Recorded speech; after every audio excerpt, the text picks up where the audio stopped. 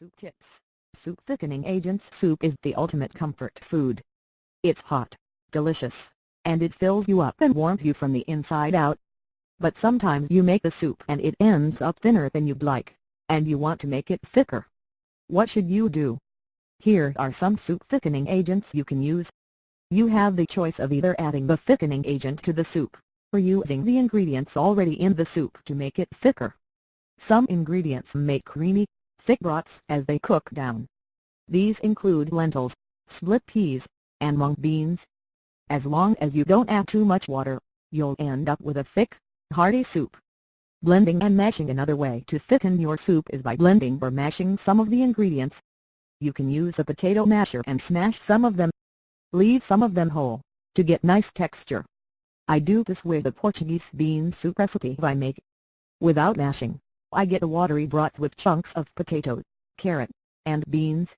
After I mash part of the soup, I get a thick, creamy mixture loaded with beans, carrots and potatoes. Delicious.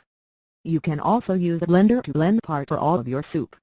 This works especially well if you have a starchy ingredient in your soup, such as potatoes or pumpkin. The starch creates a velvety texture. Slurry. A slurry is a mixture of starch and water. You can use any number of starches, including cornstarch, flour, potato starch, rice flour, arrowroot, or tapioca starch. But the properties of each differ. For example, the flour slurry will end up with a cloudy or opaque soup. Cornstarch slurries end up clear or translucent. To use a slurry, blend the starch with a small amount of cold water until it is dissolved. Then add to your soup and stir constantly until the soup boils and the mixture thickens. Often it will thicken even more as it cools. Cook-roux is the classic thickening method used in Cajun and Creole cooking in Louisiana. Gumbo gets its thickness and flavor in large part from the roux.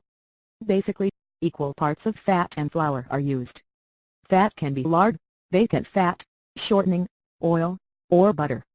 The mixture is cooked and stirred for up to several hours. It must be watched carefully so it doesn't burn. The starches in the flour brown and produce a rich flavor and dark color. Each cook will have a special mixture and procedure to make their dishes shine in their own. Soup tips. Soup thickening agents. Soup is the ultimate comfort food. It's hot, delicious, and it fills you up and warms you from the inside out. But sometimes you make the soup and it ends up thinner than you'd like, and you want to make it thicker. What should you do? Here are some soup thickening agents you can use. You have the choice of either adding the thickening agent to the soup